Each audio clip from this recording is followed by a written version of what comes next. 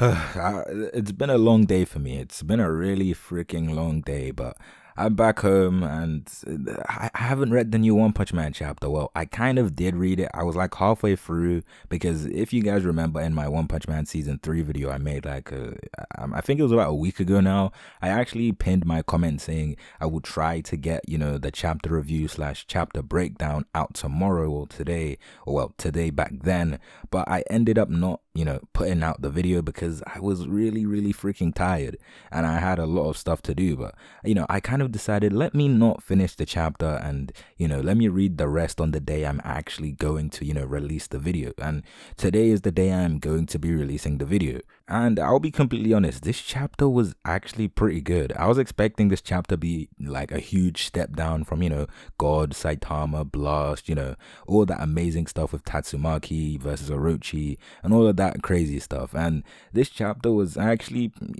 decent. Like, it wasn't a bad chapter at all. And can I just quickly say before we get into this chapter that the cover page, oh my God, bro, can I just say Shiryu's sister is fine as a bitch, bro. Oh my God. I'm not even down bad. I'm not a down bad nigga, but I'm not gonna lie.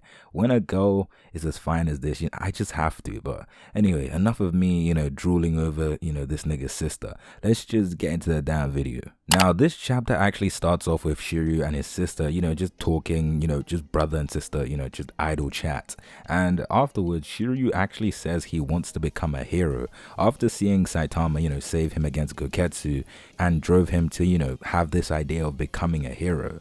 And I'm pretty sure his sister was pretty supportive of his choice of trying to become a hero. And I'm pretty sure Shiryu's sister, I mean, she might become a hero as well. I don't know. We don't know. Nobody knows.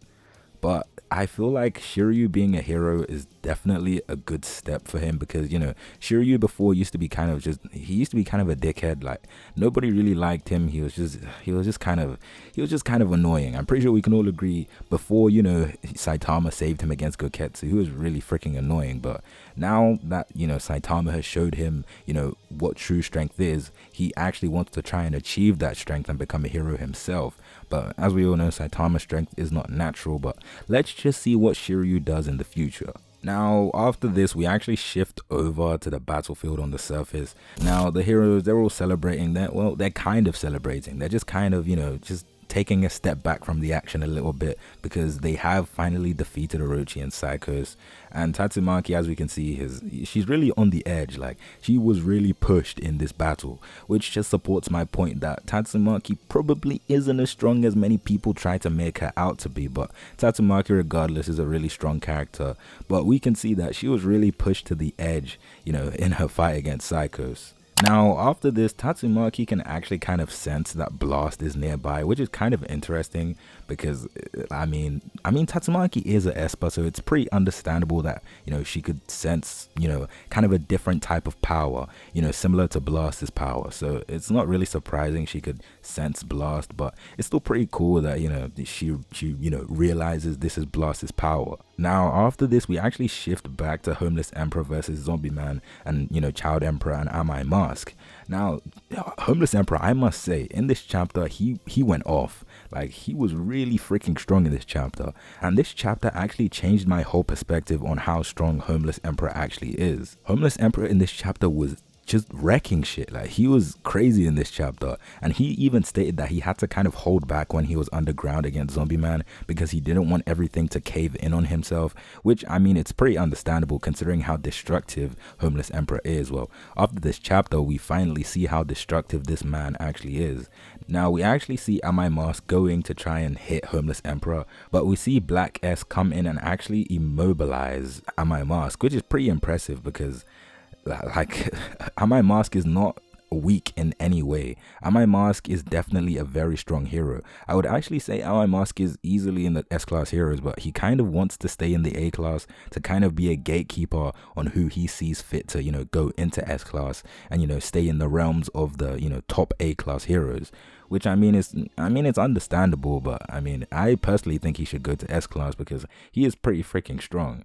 Now the fact that Black S could actually immobilize and kind of restrain, you know, Am I Mask is actually really impressive. I mean, I shouldn't really be surprised because we're talking about Black S here. He is a very strong monster. He is a dragon level threat after all, and he actually posed a really big threat to Atomic Samurai. Now after this, we actually see Furra Ugly come in and actually completely smash Am I Mask's face in, which is really impressive because that punch really looked like it hurt, because Furra Ugly is also a really strong dragon level threat, and we've seen Furra Ugly versus Am I Mask earlier, you know, like a long time ago. I'm pretty sure it's been nearly over a year, maybe, I mean half a year since we've seen that fight. But now Furra Ugly has come back and finally got his revenge and completely decks Am I Mask. And I mean, that, as I said before, that punch looked like it hurt. Now we see that Furra Ugly, it looks like Furra Ugly actually got larger in some sort of way. I don't know how, maybe as he,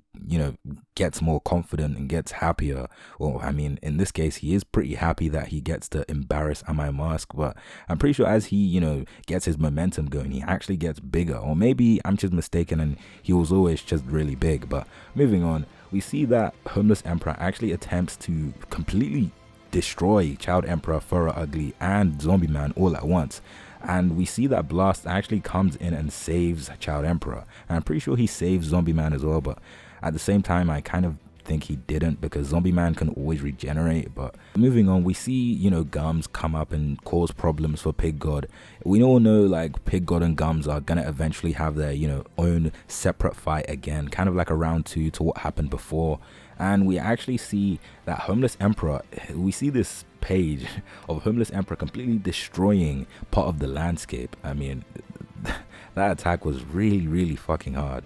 And I mean, we even see that Black S realizes how strong this man really is. And Black S is he looks kind of irritated because, you know, he doesn't really like strong people. I mean, it kind of seems that Homeless Emperor is trying to become the new leader in Psychos's place. And I'm not too sure how Black S feels about that because we all know all the Cadres are pretty, I mean, they're not really the best team. They're all just really strong and they all kind of have the same objective in a way. But that was pretty much the end of the chapter. And I mean, the Cadres in this chapter were really impressive. They completely dominated the S-Class heroes and they showed us how strong they really are.